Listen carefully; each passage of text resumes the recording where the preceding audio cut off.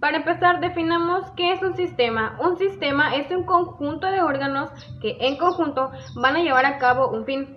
Entonces, ¿qué es el sistema nervioso? Es ese conjunto de órganos que se van a encargar de procesar todos los estímulos que recibimos para generar una reacción. Es decir, que van a permitir la interacción de nuestro organismo con el entorno. Ese entorno va a incluir pues tanto nuestro mundo exterior, de afuera todo lo que está en nuestro cuerpo, lo que tocamos, vemos, oímos, olemos, y así como el interno, todos los componentes que nos conforman fisiológicamente. El sistema nervioso se va a encargar del proceso de la información, del aprendizaje, la memoria, la comunicación entre nuestros neurotransmisores y las expresiones de la conducta. Es decir, que todo esto va a ser el resultado de los reflejos de todo lo anterior. Es decir, va a emitir una respuesta de lo que vemos, oímos, tocamos, olemos, como ya había dicho anteriormente. Entonces, estos órganos que van a ser el sistema nervioso son el encéfalo, el cual contiene el cerebro y el tallo cerebral. Este se encuentra enlazado con la médula cerebral, así como también va a trabajar con los nervios. Más específicamente existen dos divisiones, el sistema nervioso periférico y el sistema nervioso central. El central es la división principal donde está el cerebro y la médula espinal. Este es el encargado de procesar los estímulos procesados de los nervios. Es decir, este va a recoger la información de nuestro entorno, nosotros, lo que significa que el dolor, el tacto, es procesado en esta parte del sistema. También se va a encargar de los movimientos, los pensamientos, procesa toda esta información. También es responsable de los conocimientos, tu memoria, tu aprendizaje, tu coordinación y todo el funcionamiento fisiológico. Y ahora, el sistema nervioso periférico está compuesto por todos los nervios que se ramifican desde la médula espinal y se extienden a todas partes del cuerpo. Estos nervios se pueden dividir en los craneales y espinales. Los craneales son los que se encuentran en la cabeza y están directamente conectados al cerebro. Estos captan la información que proviene del rostro y del cuello. Y los nervios espinales son los que captan información del rostro y las extremidades del cuerpo. Están conectados a la médula espinal y para hacer llegar la información hasta el encéfalo.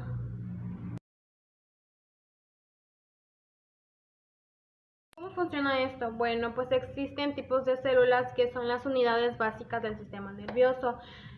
Ahí vamos a encontrar a la neurona, que no es la única célula que va a ayudar al sistema nervioso, o bueno, la va a efectuar, sino que también están las neuroglías o células gliales o glías. Estas también están en todo nuestro sistema nervioso y pues estas no van a transmitir impulsos eléctricos, pero son el soporte de las neuronas. Sin ellas, las neuronas no serían lo que serían.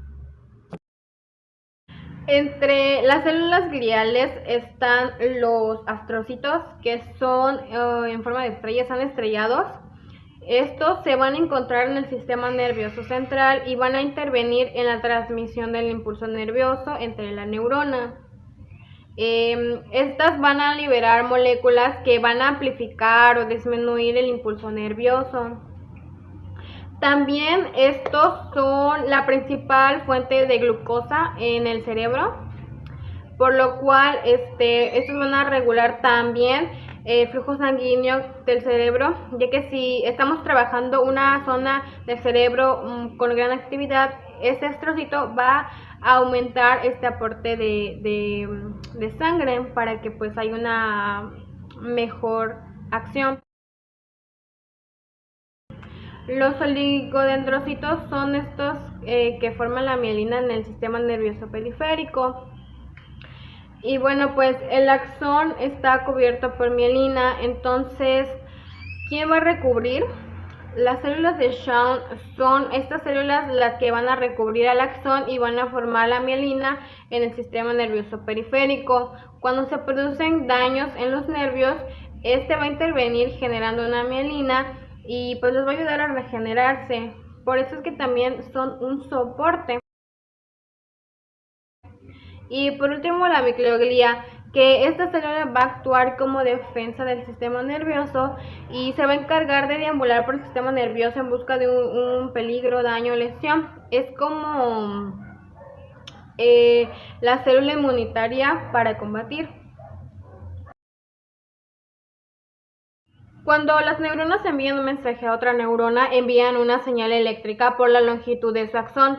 En el axón terminal, la señal eléctrica se convierte en una señal química. El axón luego va a liberar señal química con mensajes químicos, que estos son los neurotransmisores. En la sinapsis, el cual es el espacio entre el extremo de un axón y la punta dendrita de otra neurona. Van a existir 3 distintos tipos de sinapsis según su estructura en la que se va a producir el contacto. Las principales son, número 1, axón dendríticas. Estas se van a dar entre el axón de una neurona presináptica y la dendrita de una neurona postsináptica. El axosomática ocurre entre el axón de una neurona presináptica y el cuerpo de una neurona postsináptica. Y por último está el axón axónica, que es aquella en la que el axón de una neurona presináptica establece contacto sobre el segmento inicial del axón de una neurona postsináptica. En otras palabras, la parte presináptica salen los neurotransmisores y en la postsináptica entran los neurotransmisores. Ahora, las vías aferentes son vías sensitivas que nacen de un órgano sensitivo que se dirige al cerebro u otro centro nervioso. Por ejemplo, de donde saldrán son el oído, el olfato, el tacto, la vista, o sea, los 5 sentidos. Es decir, que la vía aferente es la entrada del exterior hacia nuestro organismo, por medio de nuestro sistema nervioso periférico hacia nuestro cerebro. Y pues lo contrario, la vía aferente sale por medio de estímulos hacia afuera. Craneal es una lesión que va a afectar al cerebro debido a una fuerza exterior que se ejerce directamente sobre el cráneo, generando una disminución del estado de conciencia y produciendo alteraciones cognitivas, es decir, lingüísticas, físicas, funcionales, sensoriales y emocionales. No se van a producir de forma congénita ni de generación en generación. Estas se van a clasificar dependiendo de la fuerza externa que va a efectuar sobre el cerebro, es decir, pueden ser abiertas o cerradas, dependiendo del impacto que pasó. Pueden ser por golpes, maltratos o accidentes de tráfico. En las abiertas, pues va a haber una fisura en el cuero cabelludo y por ende el cráneo y por ende en el cerebro, causando que éste entre en contacto con el aire. Y también vamos a tener las cerradas, que el daño se va a producir adentro. Se va a producir en el punto del golpe o bien del área del lado opuesto al desplazarse el cerebro dentro del cráneo. Es decir, va a haber una sacudida, va a chocar el cerebro con el cráneo y va a causar un choque y se va a lastimar. Así como también se puede clasificar por la afección del cerebro causado por la fuerza de cómo la va a alterar, es decir, puede ser por lesiones difusas, que son pequeñas lesiones esparcidas por todo el encéfalo, que se va a relacionar con la pérdida inicial del conocimiento, es decir, es como lo inicial, ¿no? La pérdida de conocimiento cuando, por ejemplo, hay un accidente y dices, no me pasó nada, estoy bien, pero no lo puedes saber en sí más que con un médico, ¿no? Después las lesiones focales, que serían los secundarios, que van a producir alteraciones en aquellas funciones del área donde ha tenido lugar la lesión. Es que ahí va a haber una contusión cerebral, una laceración cerebral, incluso una hemorragia o infarto. Ya lo posterior sería algo más grave, ¿no? Y es lo que justamente se tiene que identificar después de lo primero. Entonces, como lo he dicho anteriormente, Esto va a afectar al sistema nervioso. La lesión cerebral traumática leve puede afectar a las neuronas cerebrales temporalmente, y pues las más graves pueden provocar hematomas, tejidos desgarrados, sangrados y otras lesiones físicas en el cerebro. Estas lesiones pueden causar complicaciones a largo plazo y la muerte, como pues ya lo había mencionado. Ahora, en la columna vertebral.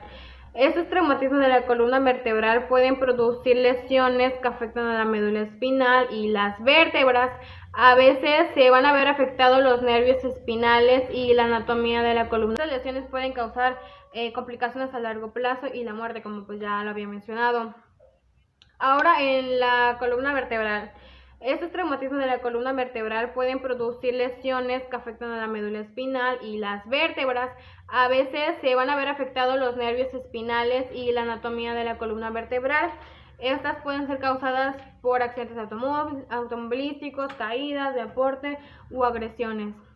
Las lesiones de la columna se producen cuando la fuerza física directa va a causar daño en las vértebras, los ligamentos, los discos de la columna vertebral. Y bueno, pues lo que va a determinar este hematoma, aplastamiento del tejido medular, cuando pues hay un desgarramiento con un arma blanca o con una bala. Estas lesiones pueden producir un edema en la médula espinal, ya que va a producir menos flujo de sangre y oxigenación. Estas se pueden clasificar por las fracturas, luxaciones o subluxaciones. Por las fracturas, pues es una lesión grave que se produce por la ruptura u hundimiento de uno de los huesos de la columna. Y la luxación es la salida de un hueso del sitio. Implica la ruptura del ligamento y la fractura vertebral. Y por último, la subluxación. Una vértebra va a perder el rango de movimiento neutral, natural, por lo que está comprometido el movimiento de las articulaciones vertebrales. Un ejemplo de todo esto es que la mexicana Frida Kahlo, toda su vida casi sufrió por culpa de un accidente de autobús, una fractura de 3 partes.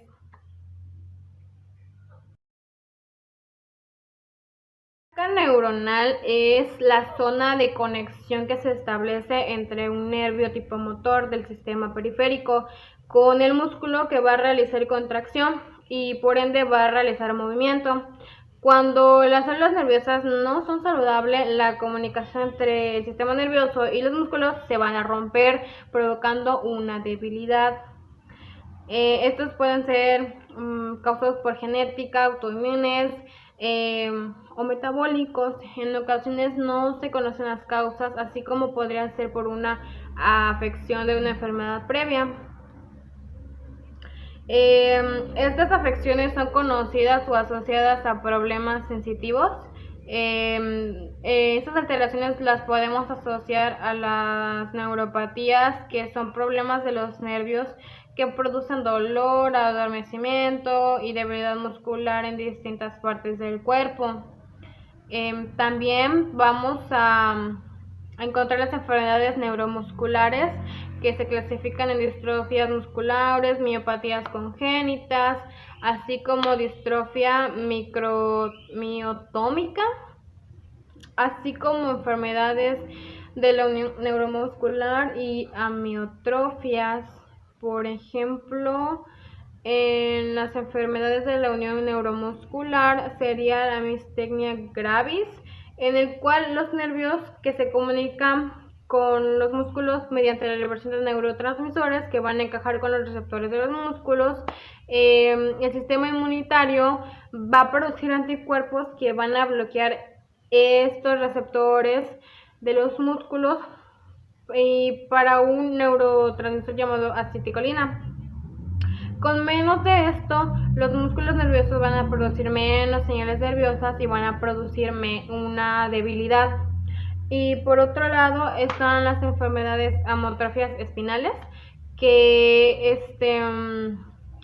entraría la atrofia medular espinal, que son causados por un cambio en el gen MS1. Este gen va a ser responsable de producir una proteína que las neuronas necesitan para estar sanas y funcionales, y pues no va a haber, entonces por eso se produce este tipo de alteraciones.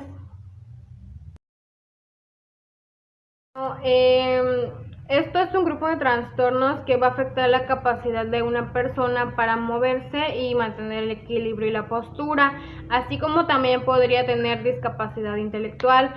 Esta discapacidad motora es la más frecuente en la niñez, es decir, que va a desarrollar durante los primeros meses o años de su vida. Este tipo de enfermedades no son degenerativas o transmitidas de generación en generación. También son muy poco probables de que sean congénitas porque no se desarrollan en el vientre, entre el vientre, sino que ya son como a causa de un golpe o una lesión en el cerebro, pero cuando ya nació el feto, puede ser agitar al bebé desde chiquito muy fuerte, cosas muy simples pueden causar esto al bebé ya que está muy pues tiernito. También se dice que puede ser durante el parto, que el niño se queda sin oxígeno, pero científicos han demostrado que esto puede ser una causa, pero es muy pequeña.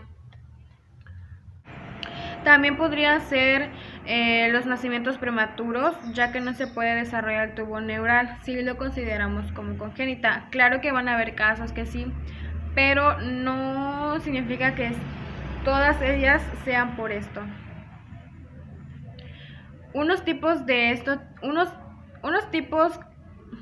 ejemplos de estos casos serían la rigidez muscular, la diplegia. Estos tipos de parálisis cerebral significa que la región muscular se presenta principalmente en las piernas y menos en los brazos, o no nos afecta en absoluto, ya que podría tener una dificultad para caminar.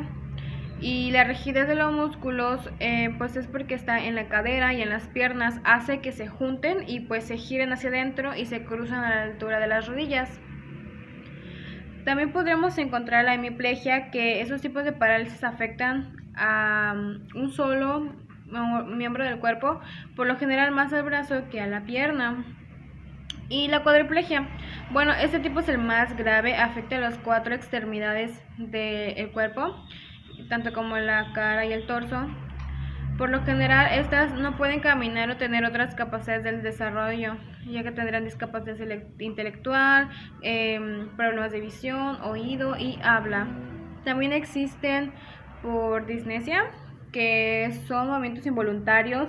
Este tipo de parálisis cerebral tiene problemas para coordinar los movimientos.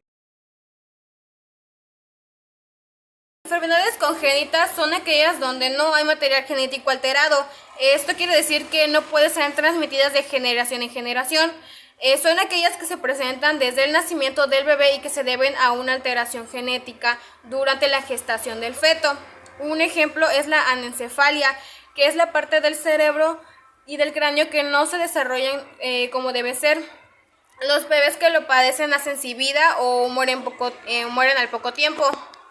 Es importante recalcar que las malformaciones son anomalías de los caracteres morfológicos, resultan de un error en la producción de los caracteres morfológicos. ¿Cómo afecta el sistema nervioso? Bueno, pues el tubo neural es la estructura que se va a formar durante la gestación y que es la antecesora inmediata del sistema nervioso central. Esto pues se va a convertir en el futuro cerebro y médula espinal. Si esta no evoluciona o cierra adecuadamente, va a haber un error en su estructura que la forma, provocando defectos congénitos del cerebro, columna vertebral y médula espinal. Ahora los trastornos genéticos, estos son causados por una variación o mutación en un gen. Una variación es una forma diferente de un gen, y una mutación es el cambio en el gen mismo, que el trastorno cerebral afecta al desarrollo y su función del cerebro. ¿Cómo afecta el sistema nervioso? Bueno, pues muchas personas con ese trastorno cerebral genético no pueden producir suficiente cantidad de ciertas proteínas que van a influir en el desarrollo y funcionamiento de su cerebro. Un ejemplo sería la leucodistrofia. Es un grupo de trastornos genéticos raros que van a afectar al sistema nervioso central, el que está formado por tu cerebro y médula espinal. Este trastorno va a dañar tanto la sustancia blanca que está en las fibras nerviosas que conectan a las células nerviosas, que son conocidas como los axones, y la mielina, que es la capa de la proteína y material graso que recubre estas fibras nerviosas.